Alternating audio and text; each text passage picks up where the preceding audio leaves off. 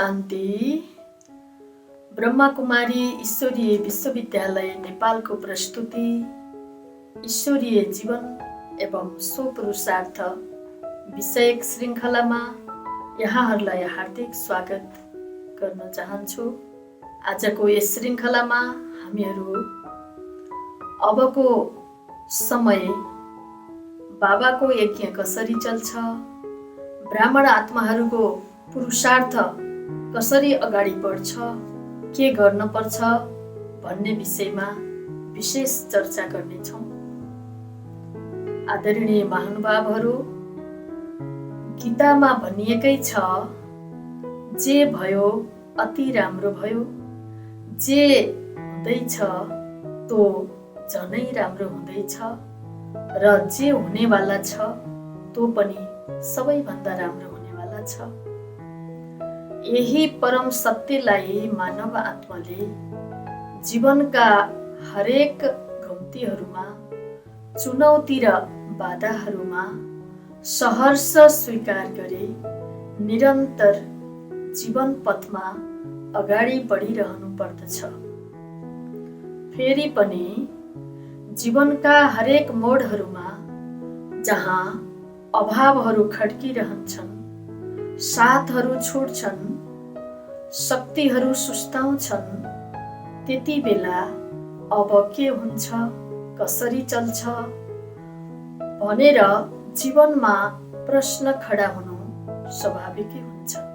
बाहिरी संसारको राजनीति उथलपाथलका परिवेशहरू त गौण नै हुन्। विश्वको आधारमूर्त ब्राह्मण आत्माहरूको जीवन तलमाथि हुँदा, स्थानहरू रिक्त हुँदा, साथहरू छुट्दा हामीहरूलाई लाग्न सक्छ कि अब के हुन्छ, कसरी चल्छ, कसरी अगाडि बढ्छ र कसरी समुन्नत बनाउन सकिन्छ। आदरणीय महानुभावहरू, पिता श्री ब्रह्मा बाबाले शरीर छोड्दाको समयमा पनि सकल ब्राह्मण परिवारदेखि सारा विश्वमा ब्रह्माकुमारी ईश्वरीय विश्वविद्यालय अब कसरी रहन्छ, कसरी अगाडि बढ्छ भन्ने अनेकौं अड्कल बाजी, विचार, शङ्का उपशङ्काहरू गरिएको थियो। तर बाबाले भन्नुभयो कि साकार ब्रह्मा बाबाको शरीर मात्र छुटेको हो अथवा ब्रह्माको पार्ट मात्रै बदलिएको हो। साकारमा शरीरमा छँदा त्यही नै मात्रै सीमित हुनुपर्छ। धेरै जसो समय भने शरीरबाट मुक्त भएपछि स्वतन्त्र रूपमा विश्वभरि सेवामा तीव्र गतिले अगाडि बढ्न र बढाउन सकिन्छ भनेर बाबाले सबैलाई भरोसा र सान्त्वना दिनुभएको थियो। नभन्दै पिताश्रीको पालामा बीजारोपण गरिएको ईश्वरीय सेवा दादीहरूको पालामा अझै बढी विश्वव्यापी रूपमा सेवा वृद्धि हुन पुग्यो। आदरणीय महानुभावहरू, ब्राह्मण आत्माहरू जसले 7 दिनको कोर्स सकेर अगाडिको पुरुषार्थमा लागेका छन्, उनीहरूमध्ये पनि जो बाबाको श्रीमतमा एक्युरेट चल्ने यथार्थ पुरुषार्थीहरू छन्, उनीहरूको स्थिति उच्च छ। उनीहरूले अव्यक्तको पनि सूक्ष्मतामा बाबा समान स्थितिको नजिक पुगेर बाबाको इशारा र मार्गदर्शन, टचिङ र क्याचिङ पावरको माध्यमबाट ग्रहण गर्नेछन्। बुद्धिको लाइन क्लिन र क्लियर हुने आत्माहरूमा आफै सूक्ष्म शरीरको स्टेजमा पुगेर सूक्ष्म वतनमा स्थित बाप दादाबाट शक्ति र सकाश लिन सहजै सक्नेछन्। उनीहरू घर गृहस्थमा रहे पनि, सेन्टरहरूमा रहे पनि, मधुबनमा रहे पनि, वतनमा नै रहे समानकै दिव्य अलौकिक अनुभवमा डुबिरहनेछन्। अतीन्द्रिय सुखमा परमानन्दमा रहनेछन्। अन्त समयमा जति दुनियाँमा हलचल हुनेछ, अभाव र भोकमरी हुनेछ, त्यति उनीहरूलाई भोजन पानी अन्य आत्माहरूको साथ सहयोगको आवश्यकताको आभास नै हुने छैन। बाहिरी घटना र परिस्थितिमा पनि विचलित नहुने, हाँसी हाँसी पार गर्ने र चित्त बुझाउने शक्ति बाबाले प्रदान गर्नुहुनेछ। बाहिर देख्नमा विकराल परिस्थिति छ, तर आफूभित्र शान्ति आनन्द स्थिति भइदिन्छ।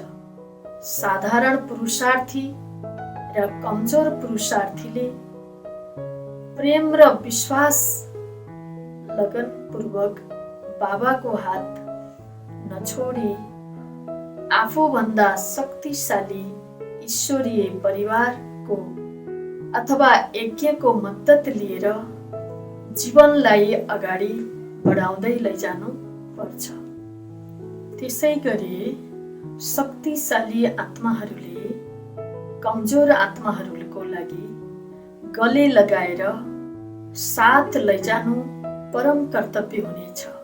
पुरुषार्थका सामग्री बाबाको मुरली र चित्रहरू नै मुख्य भरपर्दो स्रोत अन्तिम समयमा बन्नेछन्। अरू नेट, इन्टरनेट अथवा इलेक्ट्रोनिक मिडियाका साधनहरू अन्तिम समयमा कुनै पनि काममा आउनेवाला छैनन्। हरेक विद्यार्थी समय परिस्थिति अनुकूल भएसम्म, आफ्नो शरीरले साथ दिएसम्म यज्ञको पालनाबाट कदापि वञ्चित हुनु हुँदैन। चारैवटा विषयलाई अपनाइरहनु पर्छ। क्लासमा आउन नसके पनि यज्ञमा गर्ने तन मन धनको सेवा आफू बाँचिन्जेल गरि नै रहनु कल्याणकारी हुनेछ। त्यसै गरी बाबाको यज्ञ कसरी चल्छ? हरेक बच्चाहरूको घर, हरेक बाबाको सेन्टरहरू, विशाल यज्ञ मधुबन कसरी चल्नेछ? एकातिर विश्वव्यापी महामारी लकडाउन, अर्कोतिर भोको पेट कसरी सामञ्जस्य गर्ने हो? दुनियाँ रहिन्जेल, बाबा रहिन्जेल, बच्चाहरू रहिन्जेल यज्ञ कदापि खाली हुने छैन। हुन्डी भरिरहन्छ। भण्डारी र भण्डारा सदा भरपूर रहनेछ। हुन त विश्वका ब्राह्मण आत्माहरूमध्ये वारिस क्वालिटीका आत्माहरू औँलामा गण्ने जति मात्र छन्, तर पनि वारिस क्वालिटीको एउटा मात्रै आत्माले विनाशको सङ्कटकालमा आफू पनि भरपूर रहनेछ, यज्ञलाई पनि भरपूर पालना गर्नेछ। उसलाई दुनियाँको गरिबी, भोकमरी र अन्य कुनै अवस्थामा पनि तन मन धन जन र साधनको कमी हुने छैन। बाबाले आफ्ना बच्चाहरूलाई भक्तहरूद्वारा पनि पालना दिनुहुनेछ। जब दुनियाँ नै बन्द हुनेछ, संसार नै खत्म हुनेछ, त्यति बेला ज्ञान योग नभएका कमजोर आत्माहरू त भोग प्यास भय त्रास चिन्ता र शोकले त्राही त्राही भएर शरीर छोड्नेछन् भने ज्ञान योगको पावर आफूमा भरपूर भएका आत्माहरूलाई त जति अन्त घडी आउनेछ त्यति उपराम अवस्था हुनेछ। उनीहरूलाई भोजन पानीको जरुरत पनि पर्ने छैन।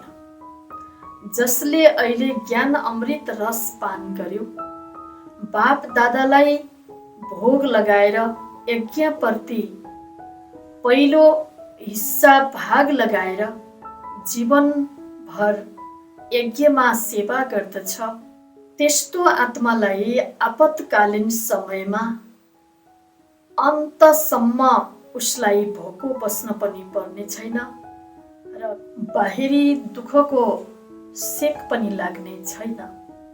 कम पुरुषार्थी आत्माहरूको लागि भने अन्त समयमा योग पनि लाग्दैन, ज्ञान सुन्न पढ्न पनि मन लाग्ने छैन, कलियुगी संस्कार पनि त्यति मन पर्दैन, पवित्र ब्राह्मण संस्कार धारणा गर्न पनि सक्दैनन्, अनि आत्माको स्थिति दोधार, दोमन, अन्योल र कन्फ्युज अवस्था हुनेछ। त्यस्तो स्थिति हुनु राम्रो हुँदैन, दुर्गति हुन्छ। बाबाको श्रीमतको पुरा पालना गर्नु पर्दछ। यज्ञमा अन्त समयमा फेरि विघ्न पनि पर्न सक्छ, जसबाट भइरहेको ब्राह्मणहरूको अझै छटनी हुनेछ। वर्तमान सङ्गम युगमा गरेको सो पुरुषार्थ ईश्वरीय सेवा एवं सत्कर्मको बलले नै अन्तिम आपतकालीन समयमा बुद्धि आउनेछ, सुख सुविधा, साधन, भोजन सबै कुरा अनुकूल मिल्नेछ। शरीर छोडेर अव्यक्त बनेका आत्माहरूको पनि सूक्ष्म सहयोगबाट कारोबार सहज हुनेछ।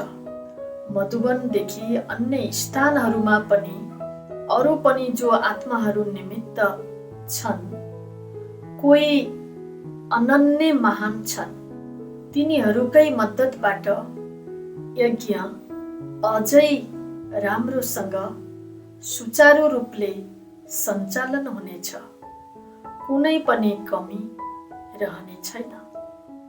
बाबाको निमित्त आत्माहरूको सङ्कल्प, बोल, कर्मको मद्दत मिलिरहनेछ।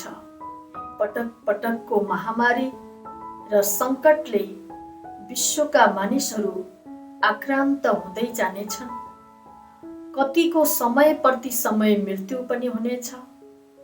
कति बिमारीबाट सन्चो भए पनि डिप्रेसन, तनावको शिकार बन्नेछन् भने अर्कोतिर अन्य शारीरिक रोगबाट पनि ग्रसित हुनेछन्। त्यस समयभित्रै या त्यहाँ भन्दा पनि बढी के छ त भने व्यक्तिगत आय, राष्ट्रिय आय घटेर संसारमा आर्थिक मन्दीको सामना गर्नुपर्नेछ। त्यस बेला बाबाको यादमा डुब्ने र शक्ति सम्पन्न आत्मालाई दुनियाँको हानि, नोक्सानी, गरिबीको कुनै पनि प्रभाव पर्ने छैन। अन्तमा मनसा सेवा काममा आउनेछ। मुखको सेवा गर्ने आत्माहरूको लागि समय र साधन रहेसम्म अनलाइनबाट, भर्चुअल रूपबाट पनि सेवा सुचारू भइरहनेछ। त्यसैले हे विश्वका ब्राह्मण आत्माहरू, अब अन्त्य घडीमा हामीले पनि बाबालाई मात्रै हेरिरहौँ, बाबाले दिएको इशारालाई मात्रै लिइरहौँ, उहाँबाट पाएको जुन मार्गदर्शन छ त्यसलाई बुझ्न सकौँ र अन्त घडीमा अन्तिम परीक्षामा पास हुन सकौँ। यही शुभ भावना, शुभकामना यहाँहरूप्रति व्यक्त गर्दै यो एपिसोडबाट बिदा हुन चाहन्छु। ओम शान्ति।